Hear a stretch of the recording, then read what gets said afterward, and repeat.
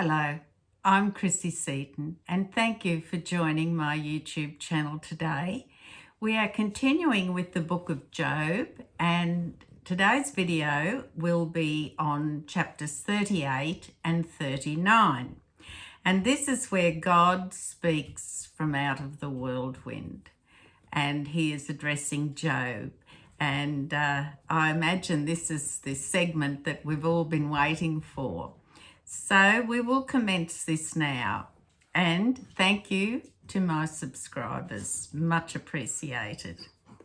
So let's begin now with chapter 38, and again, as usual, I will read the commentaries. Not always do I read every verse, but I will quote the verse that the commentary refers to. So let's begin. So it starts by saying in chapters 38 to 42 are the highlights of Job's life as Hashem speaks to him directly and Job rises to the level of prophecy. And this is something not everyone's aware of. Now, Ramban explains the level of Job's prophecy, why he earned it and what it revealed to him. God described Job as a wholesome and upright man who fears God and shuns evil. Now that was quoted in chapter 1 of Job, the book of Job, verse 8. Job's faith remains strong. Hashem has given and Hashem has taken away. Blessed be the name of Hashem. That again was in chapter 1, verse 21, that quote. Now, he was tested against even more severely as time went on. And he was suffering excruciating pain, this is Job, and his friends added to his anguish with their stinging criticisms, and we've heard plenty of those in the past. But in the end, he listened attentively to Elihu, who was the last person to speak, and he accepted his words, thus proving that his essential righteousness was unimpaired, and because of this he merited the prophecy of these 5 chapters. Now, verse 1 of chapter 38 says that Hashem spoke to him out of the whirlwind. This is a low level of prophecy. It implies that the vision was not clear. It was shrouded by cloud and wind, and but nevertheless it is still prophecy. Now, and this shows that Job was indeed a great man and that he had survived the most gruesome ordeals that the Satan could devise. God now tells him that he has total cognizance and control of every aspect of the universe, from the tiniest to the greatest. Man cannot understand the wisdom of God's judgment. Elihu expressed this, but could not absolutely prove it, for it is primarily a matter of faith. Now Job would hear it directly from God. In this prophecy, God would not address the suffering of the righteous, but he would explain why he would permit evildoers to prosper. Now, that's important. Now, so verse 2 explanation says that the rhetorical question is directed at Job, who in his ignorance of the truth said that God had relinquished control of the world to the constellations. Now, midrashically, God recalls that he had described Job as a perfectly righteous man. And then Job's murky counsel implied that he was far from righteous. Job responded that he was indeed wrong and his complaints were made without knowledge. Now, in verse 3, in this chapter, verse 3, God will demonstrate that human beings are powerless to affect creation. They are unable to understand God's workings. How can anyone pretend to know better than God how he should have dealt with Job? Very important point. God is about to challenge Job's assertions and tells him to be ready to respond if he can. Now, in verses 4 to 6, the commentary is as such. Metaphorically, Hashem likens creation to the construction of a building. The builders will be working from a blueprint, and they must measure everything very painstakingly, exactingly. The building must rest on a sound foundation, otherwise it'll tilt or collapse.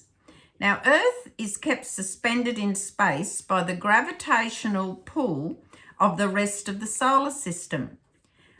That's what keeps them all in their place. Only God is what keeps them all in their place. Now, verses 7 to 11, the theme here is that God continues with the rhetorical question, where were you? Meaning, Job, were you present when I created the seas and oceans and set the beaches and the reefs and the cliffs to prevent them from flooding the dry land? So you'll hear this, where were you when I did this? So we're going to hear more of that. Now we'll move over to verse 8, and commentary says, water flows from beneath the earth's surface. The constellations themselves function according to the laws of nature, so they cannot change nature. Only God can do that. Going down to verse 10, now to prevent flooding, I set limits to the seas. This is God saying this. But I barred the way so that human life can survive. Verse 11, at high tide and during storms, the waves have enormous power. And of course, one only needs to visit the seaside to observe that. Now, in verse 12, the commentary goes on, as the earth orbits, the dawn slowly shifts its time and place over the course of the year. Did you ever have the power to decide where the rays of the sun should first be seen? Verse 13, thus the simile refers to the time when, as the psalmist declares, sinners will cease from the earth and the wicked will be no more. Now that's Psalm 104, verse 35. Although currently righteous people also die, this will change at the end of days. Now verse 14 continues. The verse continues the simile of God shaking the wicked from the earth. The world is constantly changing as people die and babies are born, naturally, to populate the world like a new garment. According to Rashi, the seal is the human image on a coin. This image symbolises the memory of the righteous who are no longer living. At the time of the final redemption, when the dead are brought back to life, only the righteous seal will come back to life, but not the wicked. Mezuzos comments that this refutes Job's claim when he was in the depths of his despair that life and death were controlled by the constellations and that the dead would never be brought back to life. Moving into verse 15 commentary. Homiletically, wicked people think that light, meaning intellectual wisdom, is to be found in secular pursuits. Ultimately, however, all will realise that the true light is found only in Torah. Then their false sources of light will be withheld from them. And look, we see this. You see some people who have tremendous intellectual ability and, how shall I say, philosophize and appear to have this great intellectual wisdom. But in actual fact, when you break it down, sometimes it is certainly not in the form of intellectual wisdom, as we as Gentiles and Noahides and Jews would understand and call intellectual wisdom. Now,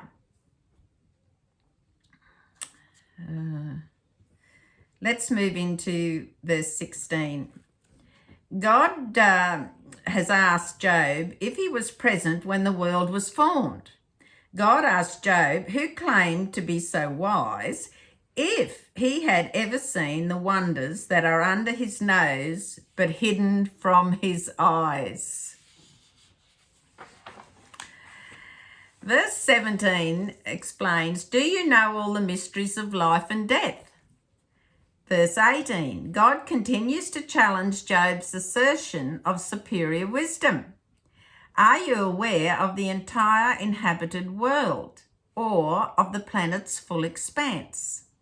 Verse 19, do you know how to reach the place of light, that is, angels, and the place of darkness, that is, Genom? Verse 20 also goes on and says, or can you bring light from place to place at will? Now we come down, verse 21, the commentary says here, you are not in control of your lifespan, yet you pretend to know what God should do. Verses 22 to 23, the explanation, I have storehouses of violent weather to impose punishment or to thwart armies from conquests. Now, this is an interesting little footnote here. During World War II, the harsh Russian winter prevented Germany from overrunning the Soviet Union, and that is historically well documented. That winter, very severe, was a game changer in the turning of the war. Now, verse 24 goes on and says, do you understand how God controls heat, or how he dispatches the powerful east wind to blow away the snow and the hail so that they do not cause harm? 25 to 30 now is a general comment, and it begins, rain is solely in God's control. He lets it fall on uninhabited places or at times when the people would not be on the road, shows that his compassion extends even to the animals and certainly to people. Now, further to that, continuing on in verse 25, each raindrop falls separately in its own channel, so to speak, because if all the rain fell in one torrential stream, it would be destructive, for the land would be muddy or flooded. And you will have experienced this sometimes to a small degree when you get a torrential downpour, especially in Australia in summer storms and things, and it just drenches and drives everything into the ground, makes it muddy. Well, if you could imagine that much more seriously and on an enormous scale, how destructive that could be. So it goes on in verse 28, it says, God sends the rain where and when it is needed. Rain and dew exist only because God wills it. And as we previously mentioned, really rain is the lifeblood of us all, really, especially if you live on the land. Now, we're moving over to verse 30. Huge reservoirs of water are concealed beneath the ground, as if it's imprisoned. And that is so true. In Australia, we have vast quantities of underground or artesian water. And farmers and communities have drilled bores and water flows out of them. Some of them are hot. The artesian ones are hot. Around Moree is famous for its artesian water. A little place called Pilliga is also famous for its warm artesian water. And it's said to be very beneficial to people with rheumatoid type complaints. but you will have other underground water that is drinkable. You can drink, wash, bathe, cook in it. It can be so pure. And other bores may not be quite as, you'd be able to wash and bath in it, but you probably couldn't drink it. It may have too many minerals because it will depend on the base of the Earth's shelf that it's coming through or from. So I just digressed there a bit, but underground water, we have a well here, underground water, and that's what we feed our stock with. If it rains regularly, then the little channels and things will fill with water, and we won't need to pump the water out of the bore. But as soon as that dries up, we have to rely on the underground water. So it is truly a life-saving gift from Hashem that we have that on our property. So let's move on. Now in verse 31, Pleiades and Orion, now they are constellations, it goes on and says, was Job the one who regulated the earth's climate to make it bearable? So, Verse 32, all the constellations move precisely in the divinely ordained course. Job, are you the one who controls them? The constellation Ursa has one very large star and many small ones clustered around it.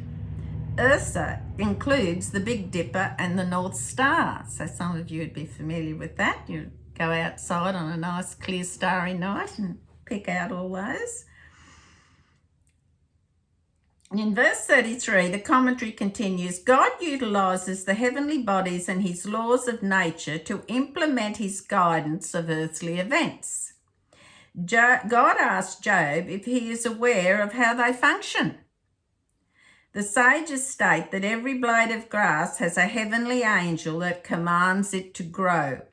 Material matter itself does not have the capacity to function or grow. It relies on the spiritual essence that sustains it. These spiritual forces themselves derive their power from the Holy Torah, which preceded creation and is the life force of everything, without which the world could not exist. So I'll just read that bit again. The spiritual forces themselves derive their power from the Holy Torah, which preceded creation and is the life force of everything, without which the world could not exist. And that's something we need to remind ourselves of. This is saying that, God, the old saying that not a leaf falls to the ground without God's knowledge or permission or direction.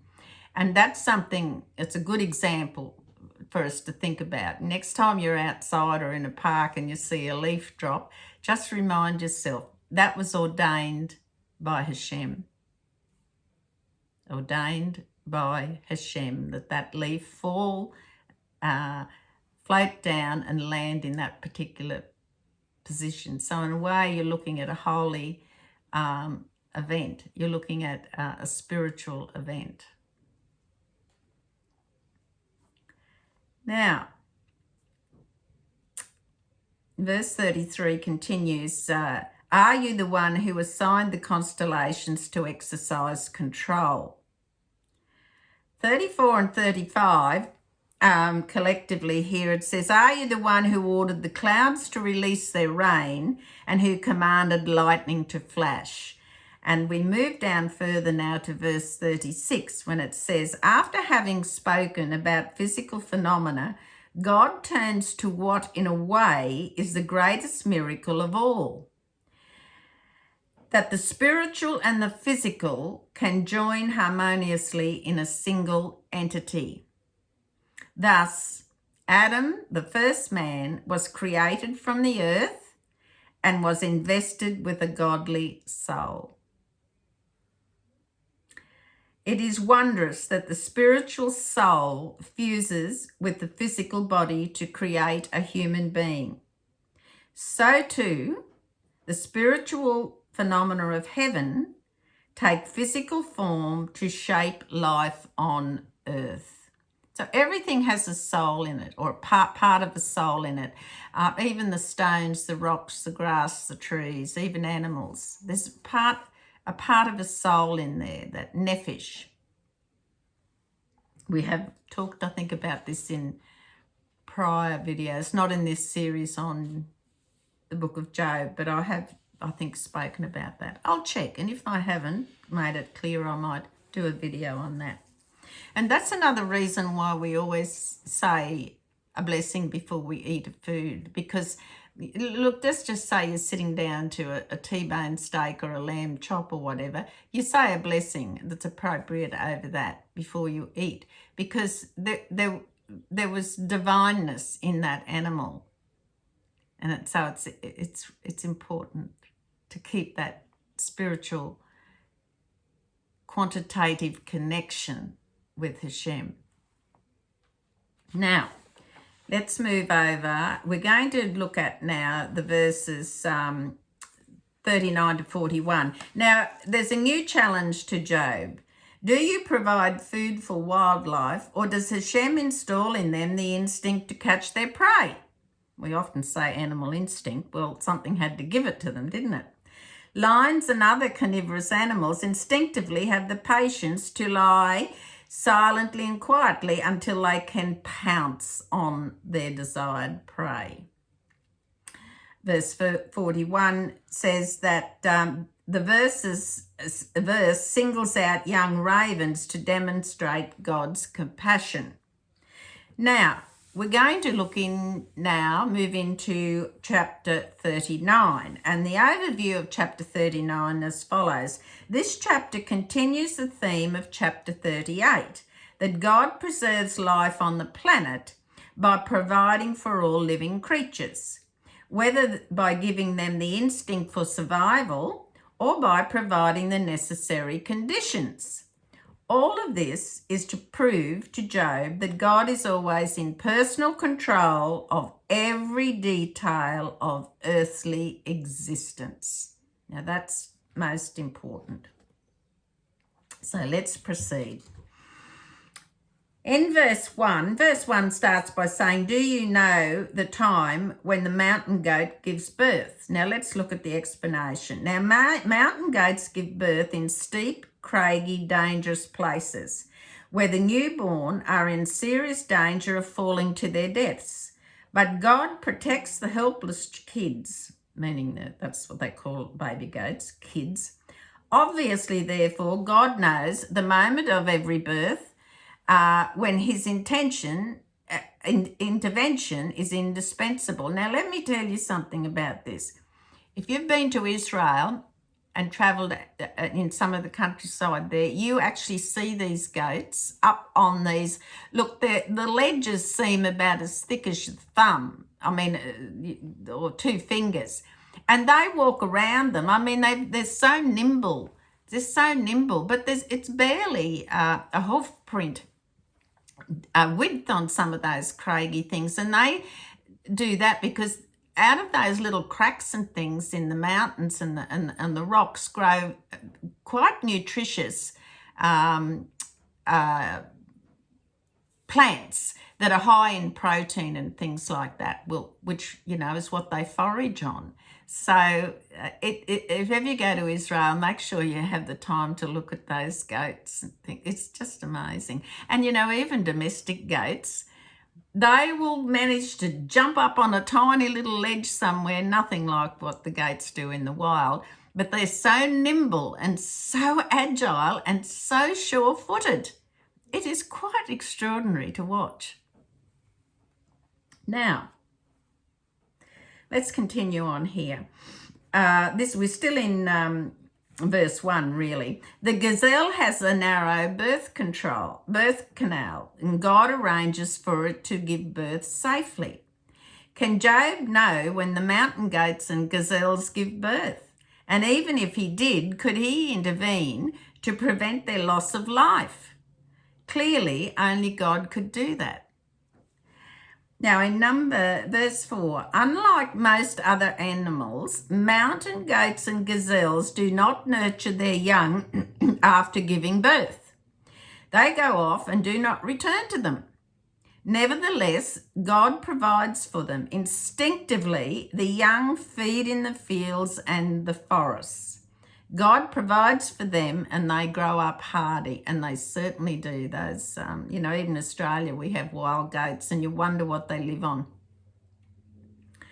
Now verse 5 says, unlike its domesticated cousin, the wild donkey refuses to submit to the bonds of a master. Only God could infuse the wild ass and the wild donkey with such fierce independence. And fierce independence is an understatement. They have a complete mind and a will of their own. Now,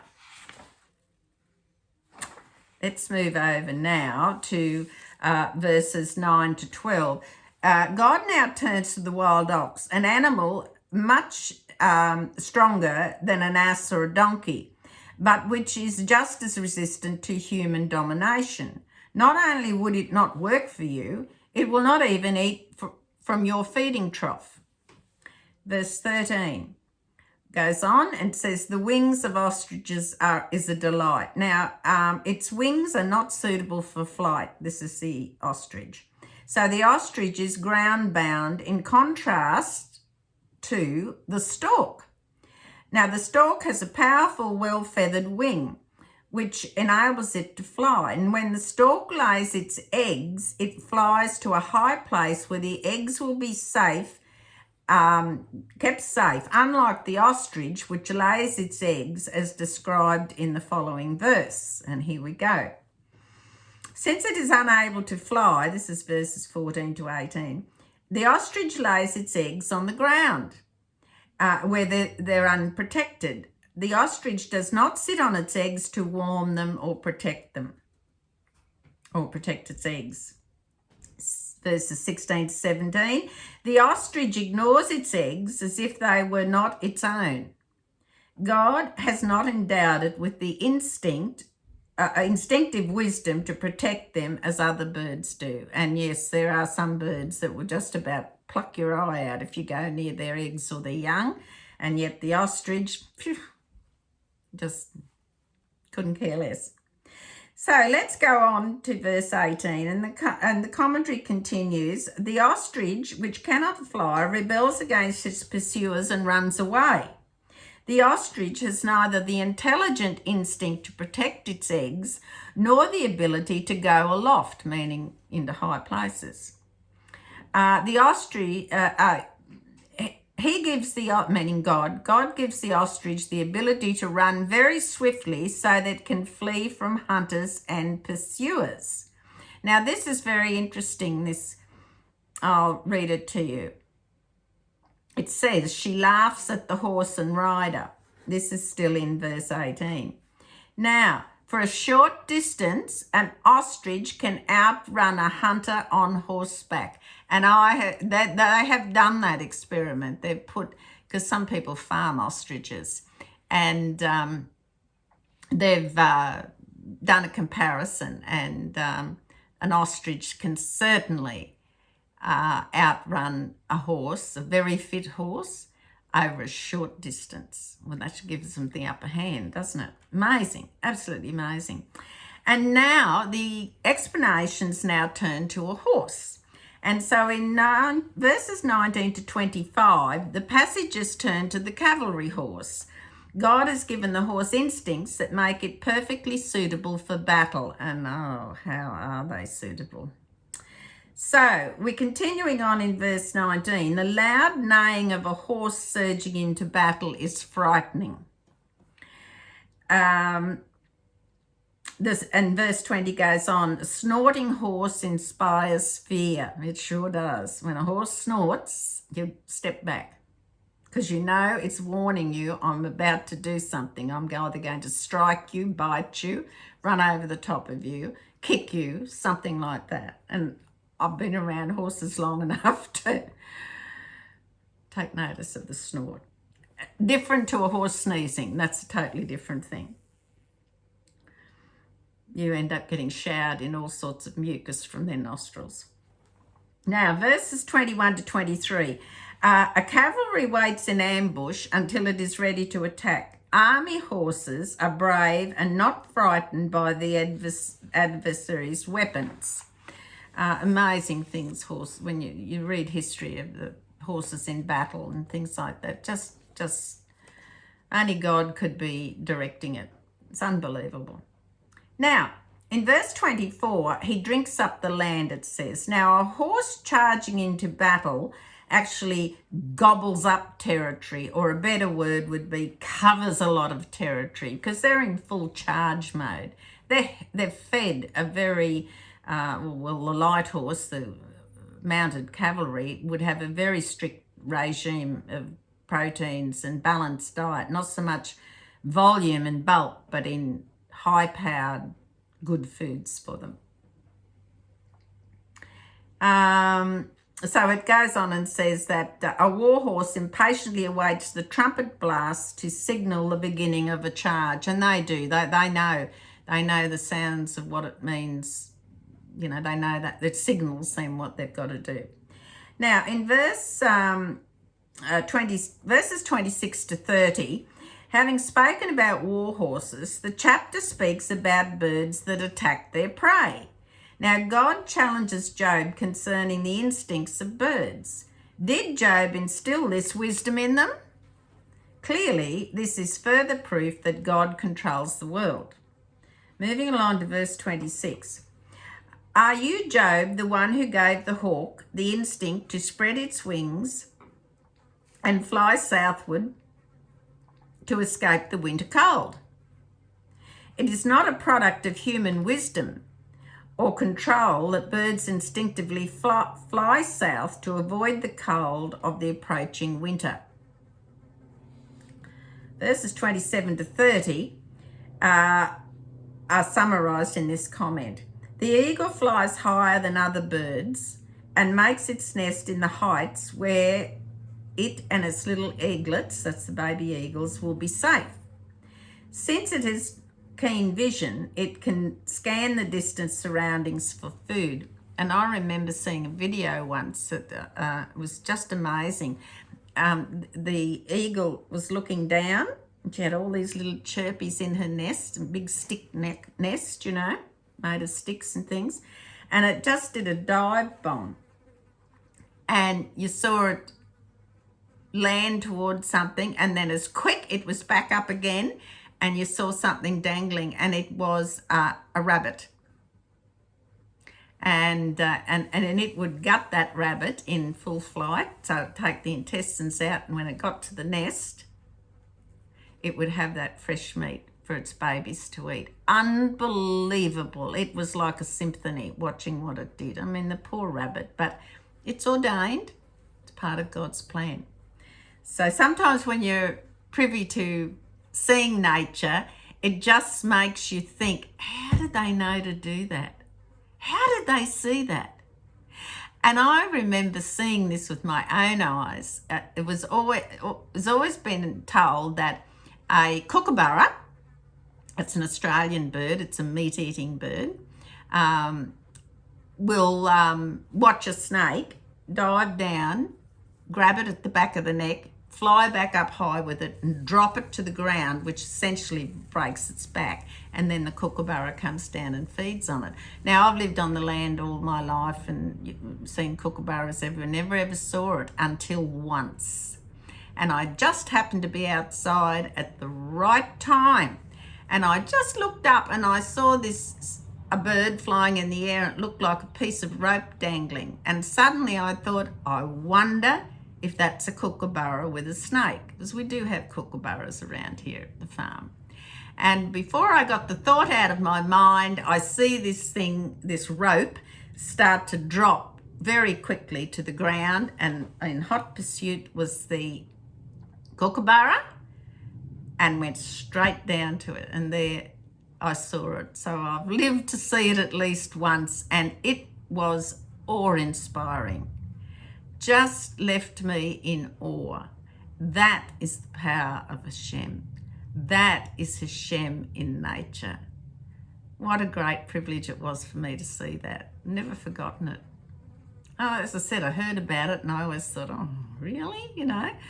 But I saw that with my own eyes. So all praise to Hashem. Everything exists and vibrates because of his divine providence and will.